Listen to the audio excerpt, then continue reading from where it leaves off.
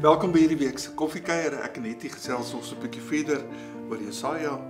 Vandag begin ons by Jesaja 40 vers 3, die stem in die woestyn. Maar kom ons bid eers saam. Hemelse Vader, baie dankie dat ons naderend aan Kersfees op 'n manier die vervulling van u belofte, ook in die Ou Testament, die visioene, die voorspellings wat hulle gehad het, in Jesus kan beleef.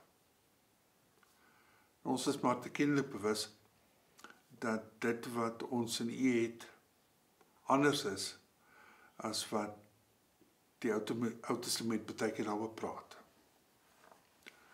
En dis waarskynlik juist hierdie andersheid wat u koninkryk so anders maak.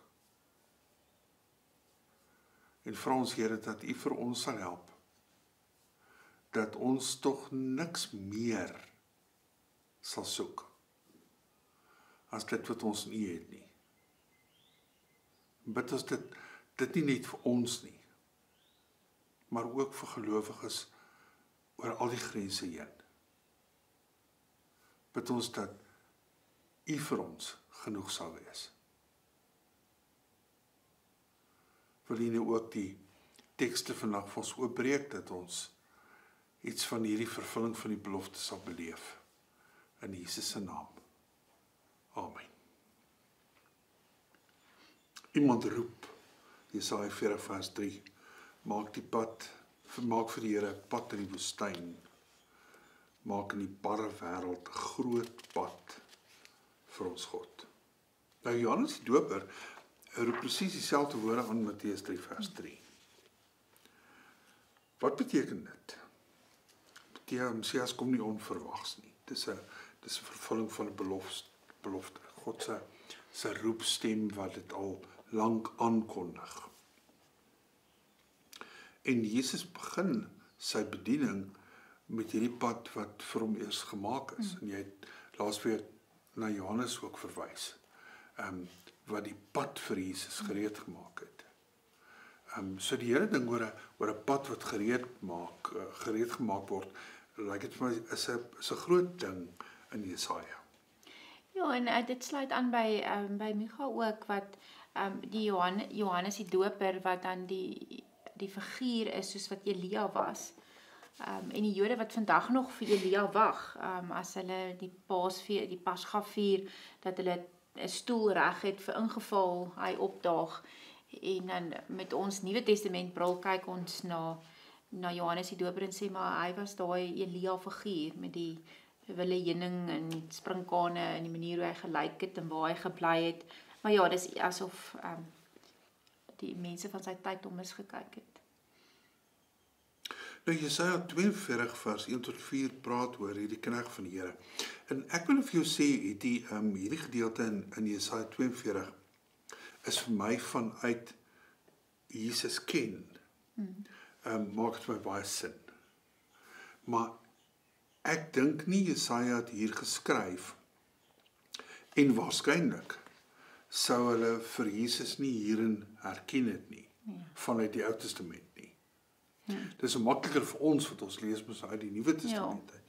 Hier is my dienaar, ek stel hom aan. Ek het hom uitverkies, hy geniet my guns. Ek laat my gees op hom kom, hy sal my wil aan die nasies bekend maak. En dan begin hierdie mooi skets. Hy sal nie roep nie, hy sal nie hard skreeu nie, hy sal nie sy stem op straat laat hoor nie. 'n Geknakte riet sal hy nie afbreek nie, 'n lampet wat dof brand sal hy nie uitdoof nie. Hy sal my wil bekend maak soos dit is. Self sal hy ook nie uitgedoof of geknak word nie, totdat hy my wil op aarde gevestig het. Die ellende wag op die eilande wag op hom, wag op wat hy sal leer. Nou, ek dink nie Jesaja verwys hier na die Here Jesus nie. Want weer eens hier in vers 4, hy sal nie uitgedoof word nie, hy sal nie geknak word nie, totdat hy my wil op aarde gevestig het. En dit is dit moeilik, want as mense nou hierdie gedeelte so lees, dan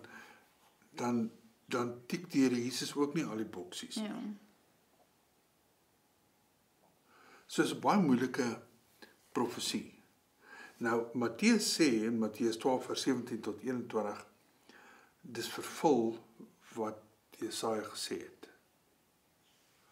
Maar ons weet mos nou, dat die Here Jesus gekruisig is voordat vers 4 in volle vervulling gegaan het. Totdat hy my wil op aarde gevestig het. Wat sê jy? Ja, ek dink Jesus as ek nou moet raai dat ek dink nie God se wil gaan volkome ooit gevestig word voor die nuwe aarde en die nuwe koms met Jesus se tweede koms nie. Ek dink wel mense moet ook Matteus verstaan met die wete Matteus 'n Joodse skrywer wat vir die Jode skryf, so Matteus se gehoor is Jode, en Matteus is die hele tyd in gesprek met die Jode, amper om hulle te probeer oortuig, maar Jesus is regtig die Messias van die Ou Testament.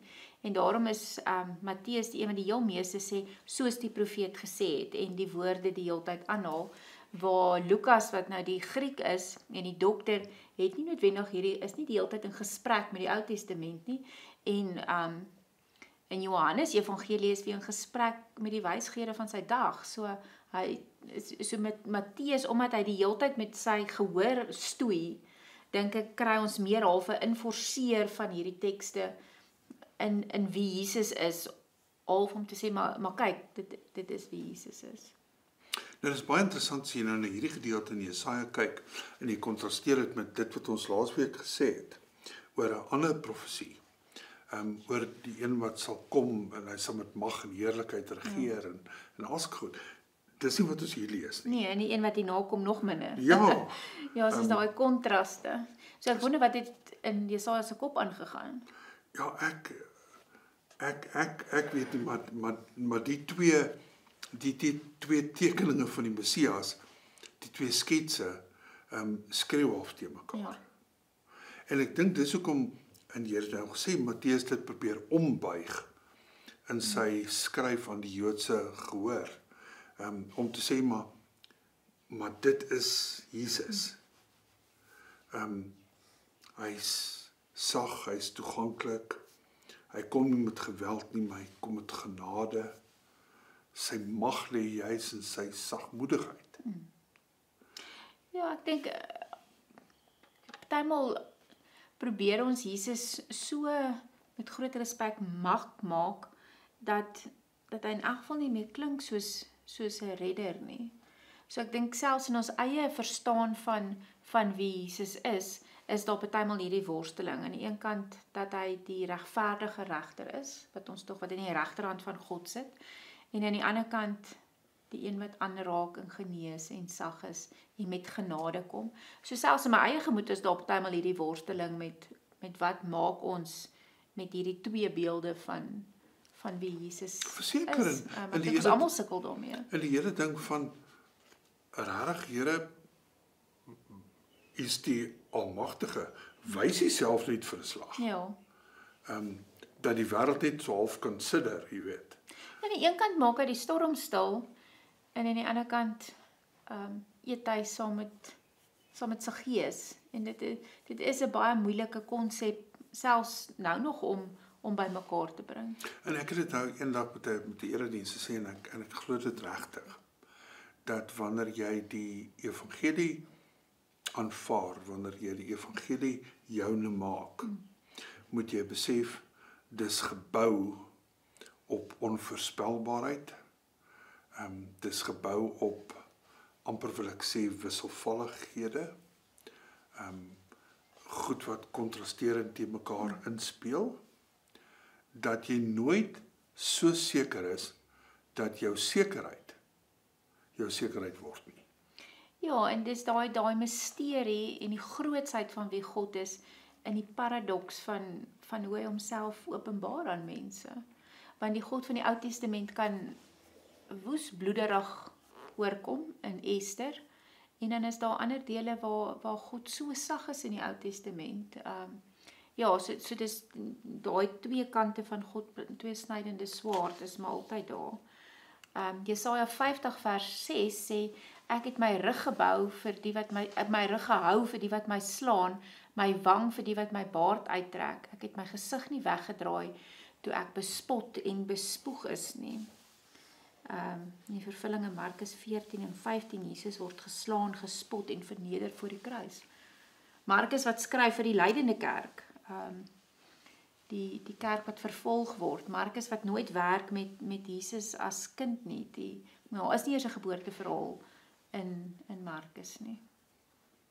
Ja, ek wil vir jou sê, ek dink persoonlik, dat Markus se aanhaal van hierdie teks is 'n stretch.